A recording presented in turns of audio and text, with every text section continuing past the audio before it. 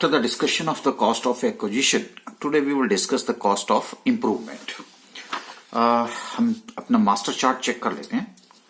हमने full value of consideration discuss कर लिया, एक्सपेंडिचर इनकर्ड कर लिया, कॉस्ट ऑफ एक्विजिशन डिस्कस कर लिया और आज हम डिस्कस करेंगे कॉस्ट ऑफ इंप्रूवमेंट और फिर चलेंगे हम इंडेक्स कॉस्ट ऑफ एक्विजिशन और इंडेक्स कॉस्ट ऑफ इंप्रूवमेंट की तरफ को. तो कॉस्ट ऑफ इंप्रूवमेंट जो है वो भी जैसे हमने आपसे टेबल में डिस्कस किया, जो मास्टर चार्ट है हमारा डिस्कस किया. देखिए ये फुल वैल्यू ऑफ कंसिडरेशन में से माइनस क्या होता है, कॉस्ट ऑफ इंप्रूवमेंट. तो वही चीज हमने यहां पे आपसे कि cost of improvement is to be deducted from full value of consideration in computing the capital gain arising from the transfer of the capital asset. Proved. Okay. Cost of improvement होता क्या है? देखिए कॉस्ट ऑफ इंप्रूवमेंट जो है वो that includes capital expenditure incurred by the assessee in making any additions और alteration to the capital asset.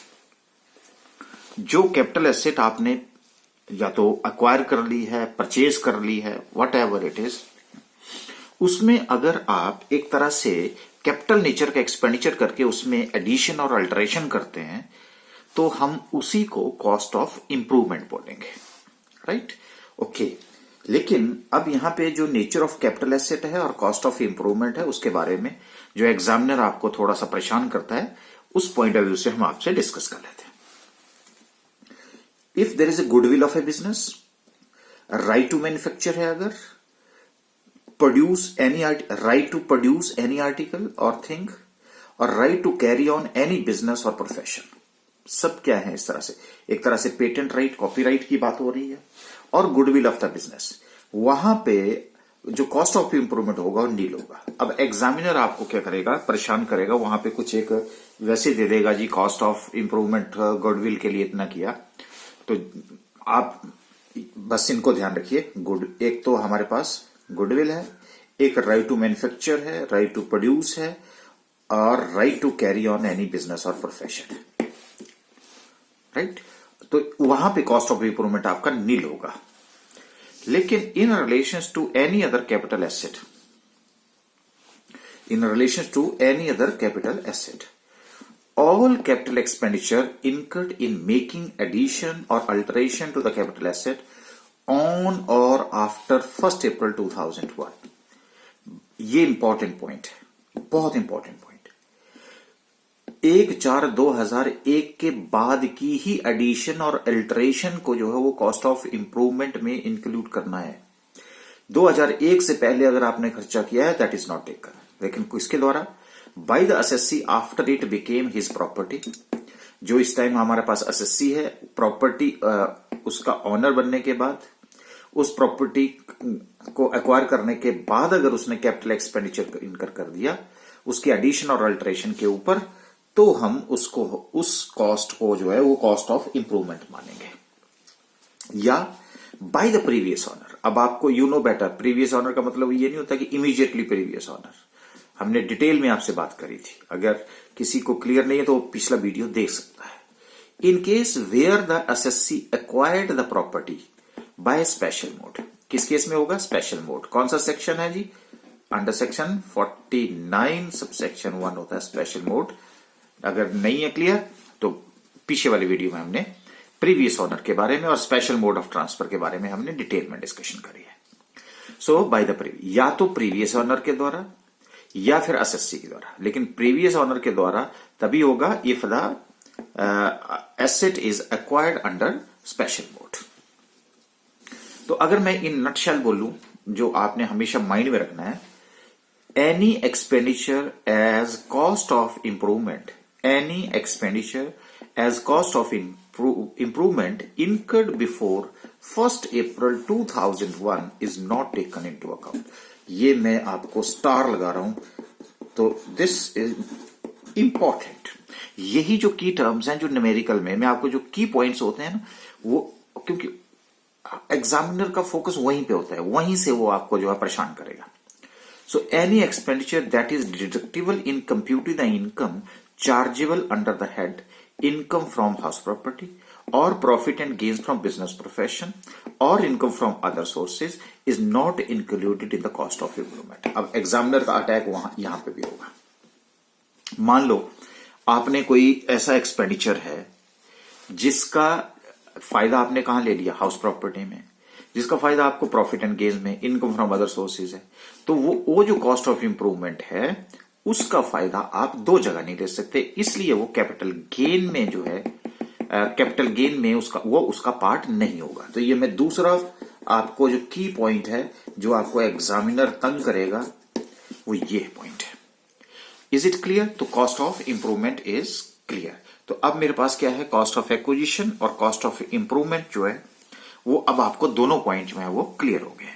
जब दोनों पॉइंट हो गए तो अब हमें क्या चाहिए, इंडेक्स्ड, क्योंकि ये शॉर्ट टर्म कैपिटल गेन के लिए जो आपको हमने क्या डिस्कस किया था कि अगर शॉर्ट टर्म कैपिटल एसेट है उसको ट्रांसफर करके आपको शॉर्ट टर्म कैपिटल गेन होगा, लेकिन शॉर्ट टर्म कैपिटल गेन में हमारा जो क्या होगा वो फुल वैल्यू ऑफ कंसीडरेशन में से माइनस क्या करते हैं हम, expenses incurred wholly and exclusively in relation to transfer of the capital asset, और उसके बाद माइनस क्या किया हमने, कॉस्ट ऑफ एक्विजिशन, और माइनस क्या किया हमने, कॉस्ट ऑफ इंप्रूवमेंट, और हमारे पास क्या आ गया, शॉर्ट टर्म कैपिटल गेन और लॉस आ गया।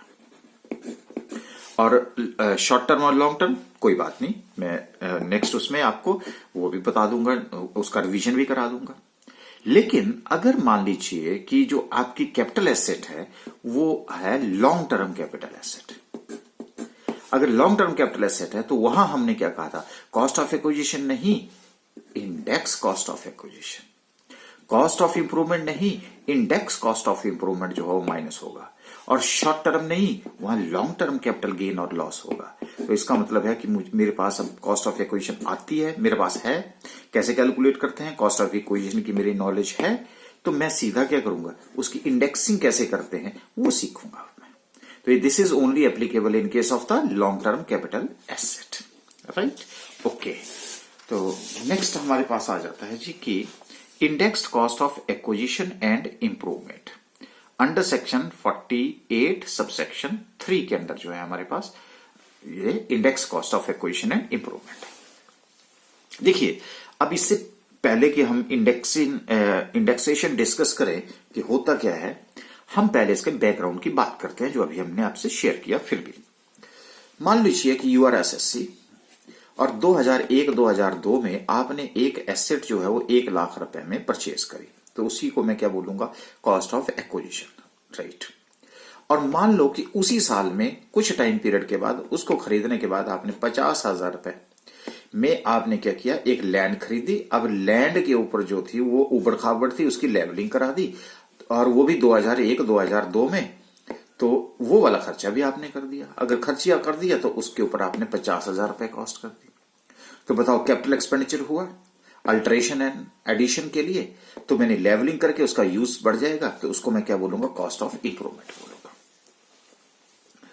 तो इसका मतलब है कि कॉस्ट ऑफ एक्विजिशन भी सेम ईयर है, कॉस्ट ऑफ इंप्रूवमेंट भी मैंने सेम ईयर है, बीच में भी हो सकता है, कोई दिक्कत नहीं है, लेकिन मैंने आपको प्रॉब्लम को सिंप्लीफाई करने के लिए ये यहां पे यूज किया है। अब क्या हुआ, 2019-20 में आपने उसको 5 लाख रुपए में सेल कर दिया। तो अभी तक जो हमने सीखा था वो ये था कि जो 5 लाख रुपए मेरा क्या बन गया, full value of consideration, expenses incurred wholly and exclusively in relation to transfer यहां पे नहीं दे रखे हैं, बिल्कुल सही बात है। तो हम उसमें से माइनस सिर्फ क्या करते हैं, cost of acquisition plus cost of improvement, cost of improvement दोनों। तो कॉस्ट ऑफ एक्विजिशन कितना जी, 1 लाख रुपए, तो मैं यहां लिखूंगा 1 लाख रुपए, और इंप्रूवमेंट मेरे कितने आ गए, 50,000 रुपए। तो दोनों का टोटल किया तो मेरे पास आ गया 1,50,000 रुपीज। तो 5 लाख माइनस 1,50,000 क्या आ गया जी मेरा, cost of acquisition and cost of improvement, और मेरा शॉर्ट टर्म कैपिटल गेन जो है वो कितना आ गया, 3,50,000 रुपीज। ठीक है जी। लेकिन अब यहां पे परेशानी क्या आ गई, और अगर परेशानी है तो इसका टेबल सर हमने पहले भी डिस्कस किया था। हमने क्या बोला था आपसे कि जी कैपिटल एसेट जो है 2 तरह की होती हैं, एक के ऊपर ट्रांसफर करके एक शॉर्ट टर्म एक लॉन्ग टर्म होता है। अब capital asset short term long term होती है। शॉर्ट टर्म कौन सी होती है, ये देखिए जी, जिसका पॉइंट ऑफ होल्डिंग कितना होता है, period of holding up to 12 months. यहां पे देखिए आप क्या हो रहा है, मोर देन 12 मंथ्स। कौन सा, listed securities, units of UTI, mutual funds, other than date oriented, क्योंकि यहां पे सिर्फ क्या होते हैं, इक्विटी ओरिएंटेड। मैंने जानबूझ करके अब आज आपको अदर देन डेट ओरिएंटेड लिखा। और जीरो कूपन बॉन्ड, तो यहां पे मैंने एरो लगा दिया कि अगर ये आप 12 महीने तक अपने पास रखते हैं तो शॉर्ट टर्म, अगर ज्यादा रखते हैं तो लॉन्ग टर्म। ठीक है जी, पहले भी डिस्कस किया मैंने, आज एक छोटा सा ब्रीफ में वैसे आपको रिव्यू करने के लिए। Up to 24 months unlisted shares and land and building. More than 24 months क्या हो जाएगा, long term. Up to 36 months other assets. More than 36 months क्या हो गया जी, कैपिटल एसेट, अदर एसेट्स जो यहां पे नहीं है वो यहां पे आ जाएगा 36 मंथ्स। अब देखिए यहां पे क्या है, मान लो कि ये आपके पास जो थी ये बिल्डिंग थी, ठीक है जी, और उसके बाद इसने लैंड खरीदी और उसकी लेवलिंग कराई। कौन सी कैटेगरी में है सर, 36 मंथ्स। ओके, अगर 36 मंथ्स में है तो कब खरीदा है, 2001 2002 में। बेचा कब आपने, 2019-20। इसका मतलब 36 महीने से ज्यादा अपने पास रखा। अगर 36 मंथ से ज्यादा रखा तो इसका मतलब है कि यहां जो हमारा मास्टर चार्ट बोलता है सर, वहां पे वो कहता है कॉस्ट ऑफ एक्विजिशन और कॉस्ट ऑफ इंप्रूवमेंट माइनस नहीं होगा, उसकी इंडेक्सिंग भी होगी। तो आई वर्ड भी साथ लगेगा। अगर आई वर्ड है तो इसका मतलब क्या हुआ, वैसे बता रहा हूं आपको कि आई वर्ड, फिर हम आपसे बात करेंगे।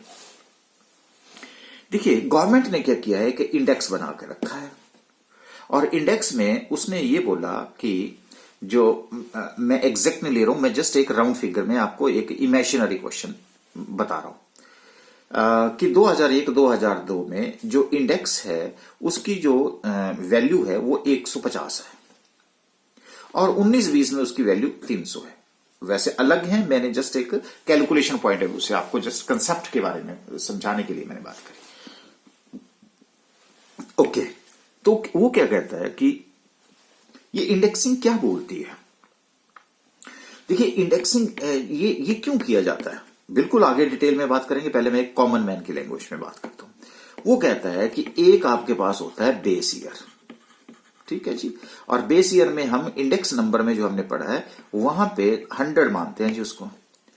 अब उसके बाद मान लीजिए कि महंगाई बढ़ गई तो क्या होगा, जो भी बेस ईयर होगा, पहले जो था वो 1981-82 बेस ईयर मानते थे, अब जो है वो 2001-2002 को जो है वो बेस ईयर माना गया है और इसको 100 माना गया है। ठीक है, लेकिन मैंने तो यहां पे कुछ अलग लिखा है, कैलकुलेशन पॉइंट ऑफ व्यू से है इसलिए।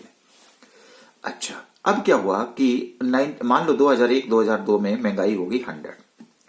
अब क्या होगा कि महंगाई बढ़ गई और उसके बाद इन्फ्लेशन रेट आ जाता है हमारे पास, और इन्फ्लेशन रेट में जो है मान लीजिए कि जी इन्फ्लेशन बढ़ गई 4% महंगाई, तो हमारा जो इंडेक्स होगा वो बन जाएगा 104।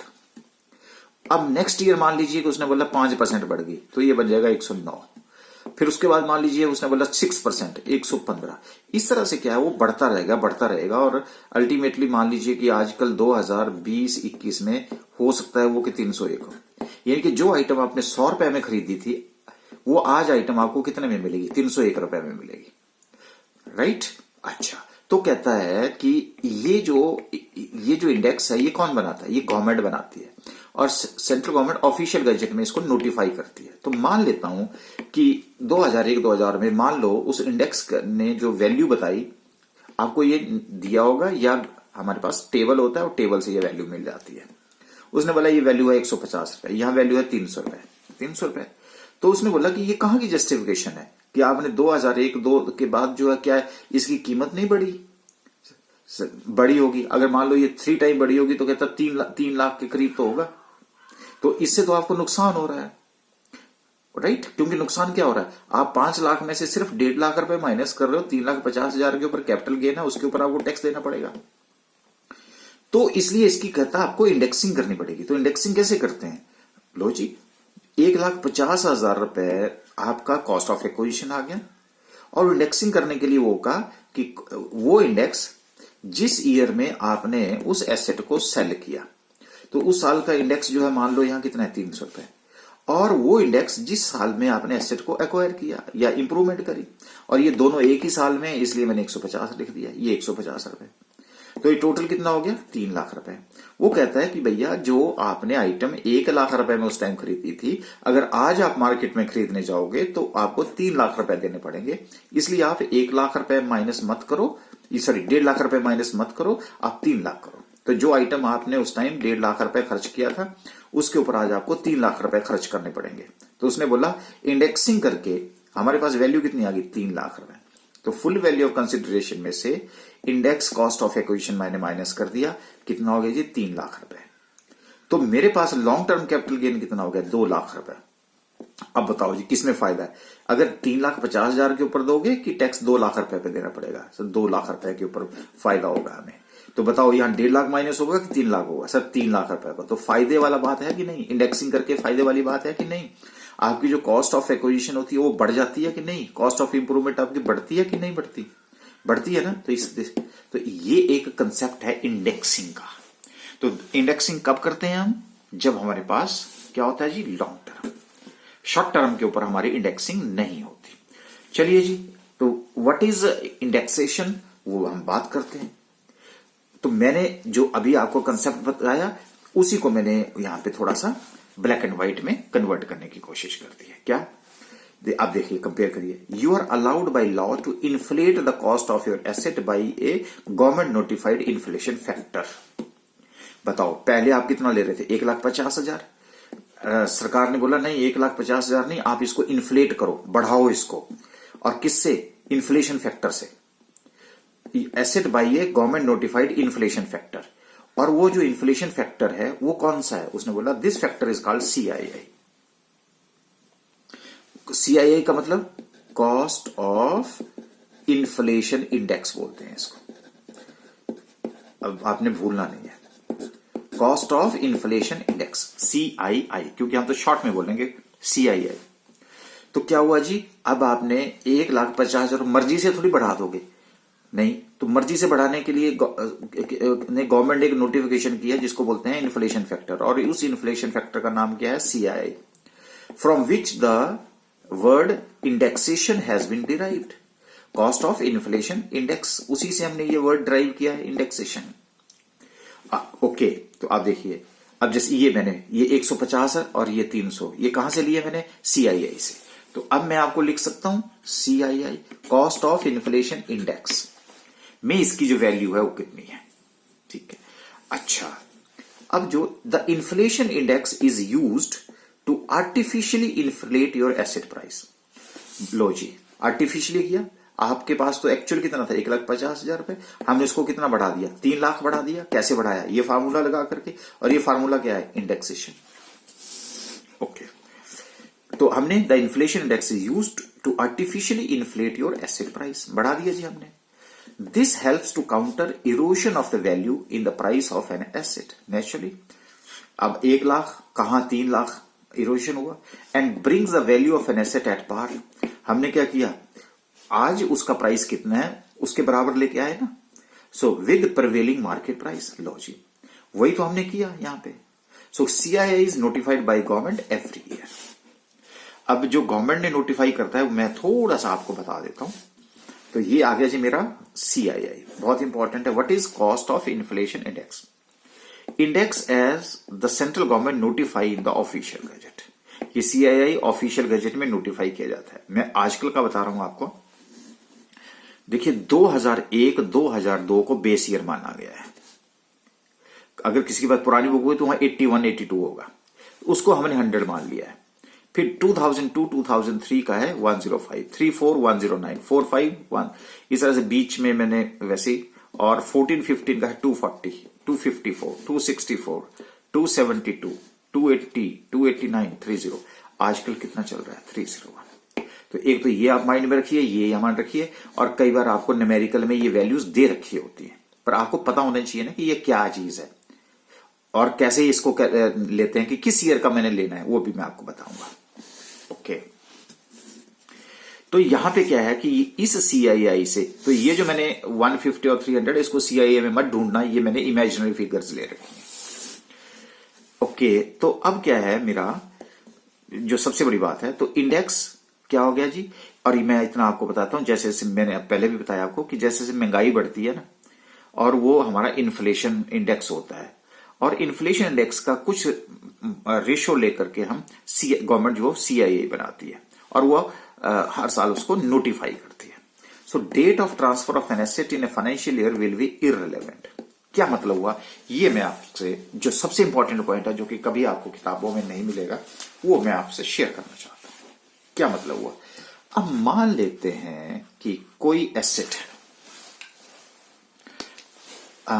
जो एसेट है वो है कॉस्ट ऑफ एक्विजिशन है। मान लो कॉस्ट ऑफ एक्विजिशन है 1/5/2015,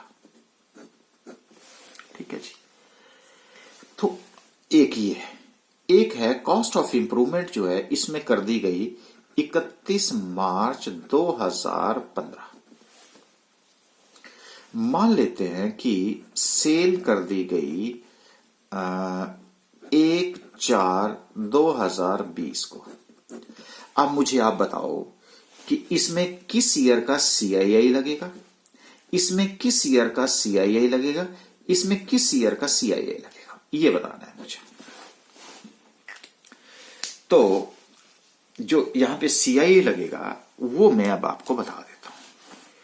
देखो सबसे पहले आपने देखना कि ये जो डेट्स है ना ये इररिलेवेंट है। ये जो डेट्स है आपने ईयर देखना है।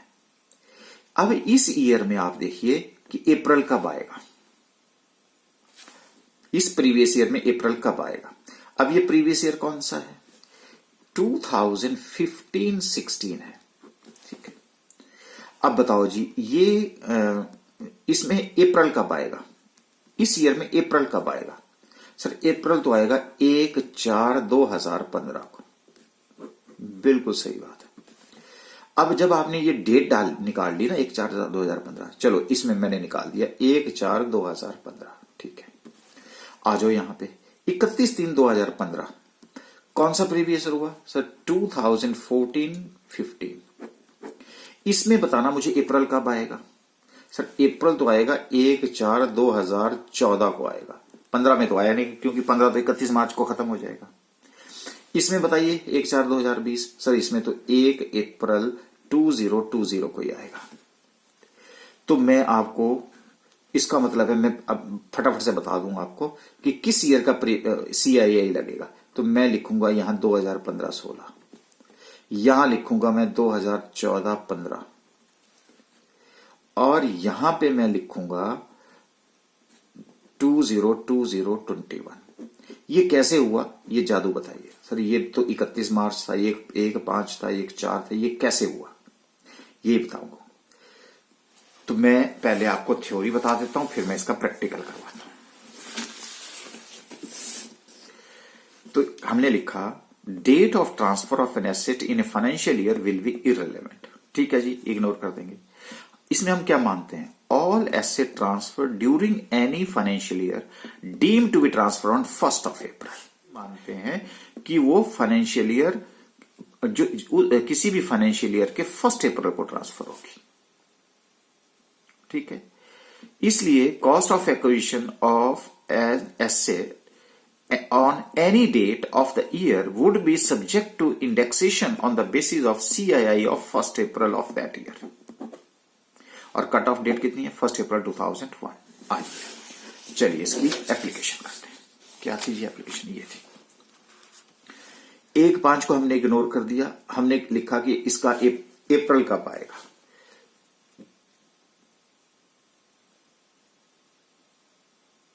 अप्रैल आया हमारा फाइनेंशियल ईयर 2015-16 कब आएगा 1/4। तो 1/4 है तो इसका मतलब है कि अब आपने 1/4 को ही ट्रांसफर माना जाएगा। यहां 31/3 को किया लेकिन हम इसको कब मानेंगे 1 अप्रैल। अब आप बोलेंगे 15 क्यों नहीं, भाई हमारा 14-15 में कब आएगा फाइनेंशियल ईयर, 1 अप्रैल कब आएगा, इसमें फाइनेंशियल ईयर कब आएगा। अब एक और डेट ले लेते हैं, मान लेते हैं कि मैंने ले लिया 31 दिसंबर 2019। बताओ जी किस ईयर में आएगा। सर इसको हम मानेंगे ये किस डेट में आया। अब बताओ 1 अप्रैल कब आएगी। सर इसमें आएगी 1 अप्रैल 2019 आएगी। अगर 1 अप्रैल 2019 आई तो इसका मतलब है ये 1 अप्रैल 2019 को ट्रांसफर होगा, तो 2019-20। अच्छा, अब एक और ले लेता हूं सर, ये हुई 28 फरवरी 2020 को, ठीक है। अब देखिए 28 फरवरी 2020 में अब आप बताओ कि अप्रैल कब आएगा।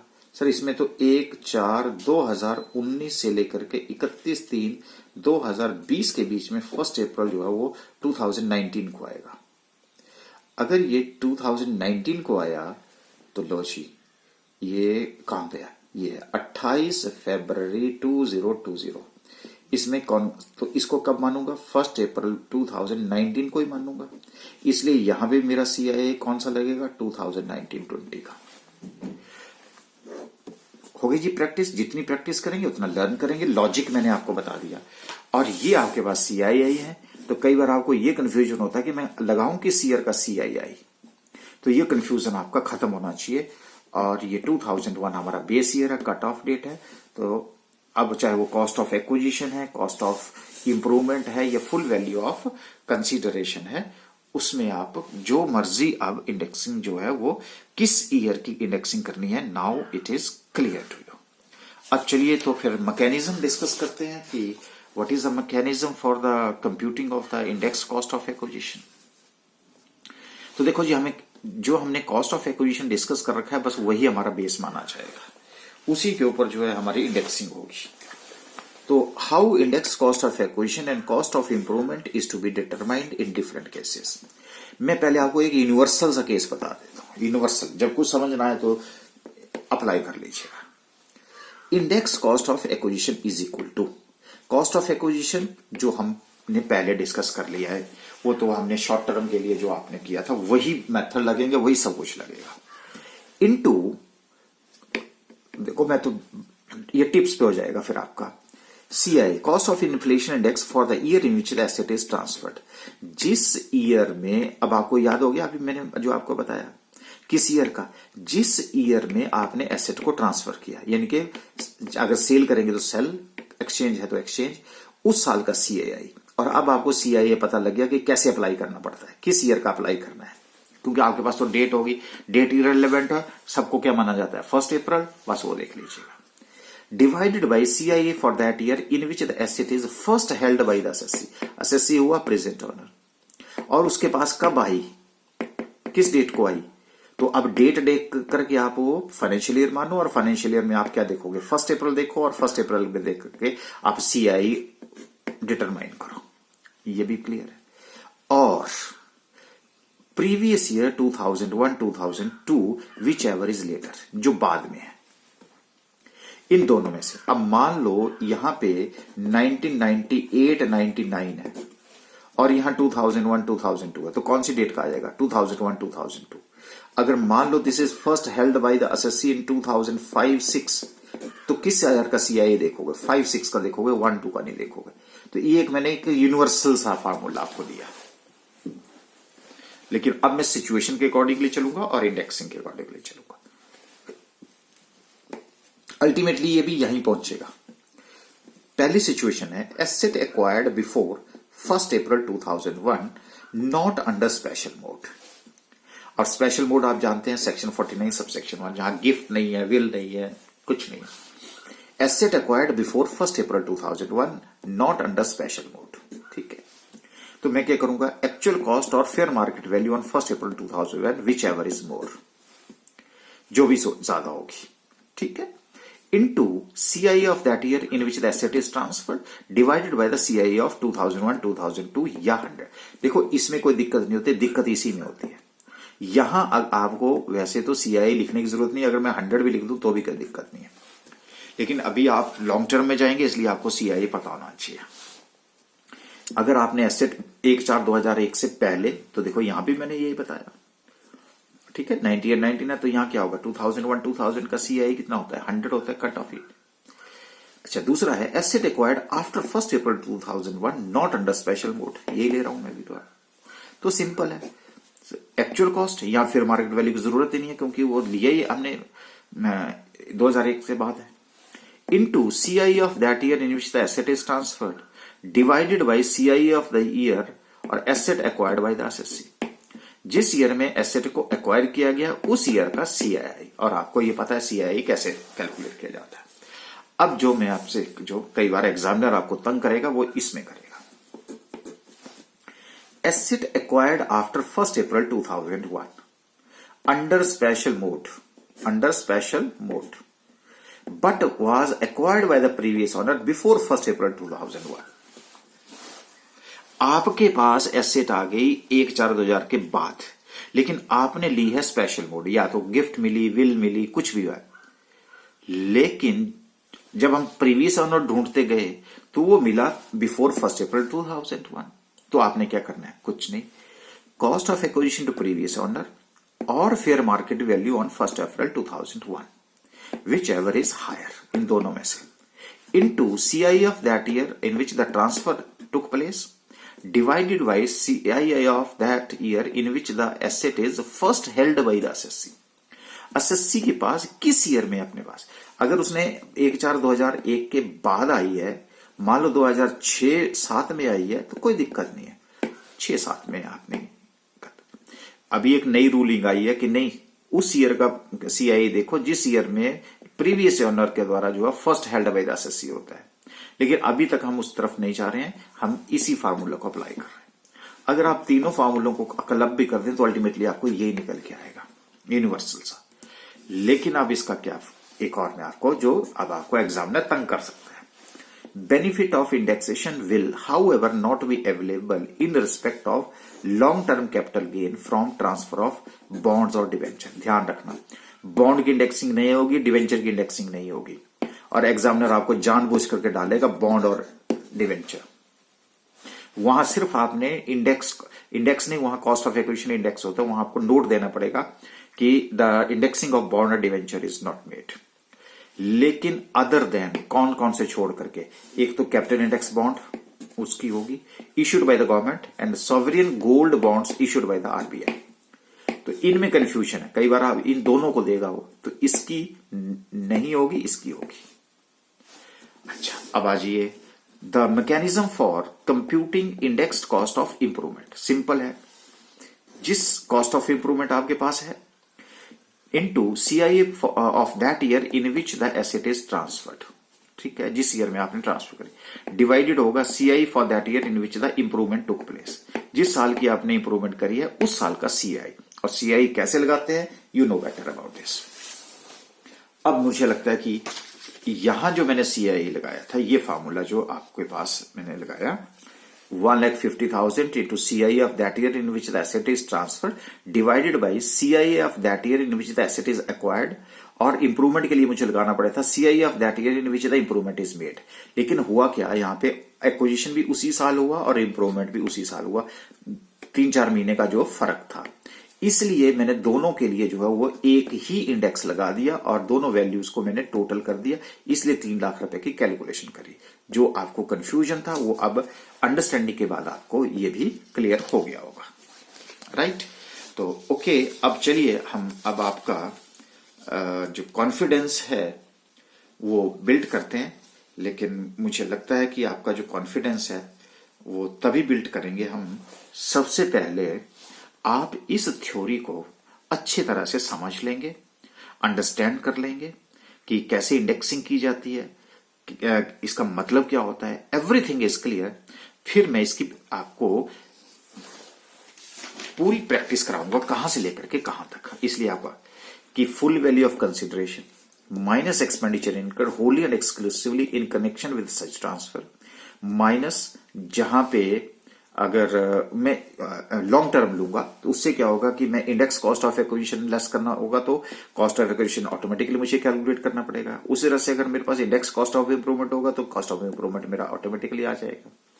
और उसमें से हम क्या करते हैं, एग्जम्पशन। नहीं, मैं पहले आपका जो कॉन्फिडेंस है वो यहां तक बिल्ड करूंगा, और फिर जो इसमें से जो लेस करके आता है वो मेरे पास शॉर्ट टर्म और लॉन्ग टर्म कैपिटल गेन आता है। फिर उसके बाद हमारी एग्जम्पशंस चलती है। क्लियर है जी। तो पहले आप, जैसे मैंने कहा कि जो मैंने आपसे इंडेक्सिंग सिखाई है, कॉस्ट ऑफ इंप्रूवमेंट जो सिखाई है, मैकेनिज्म जो हम फॉलो करते हैं, उसकी आप प्रैक्टिस करेंगे और प्रैक्टिस करने के बाद हम आपका इसकी एक एप्लीकेशन जरूर करेंगे।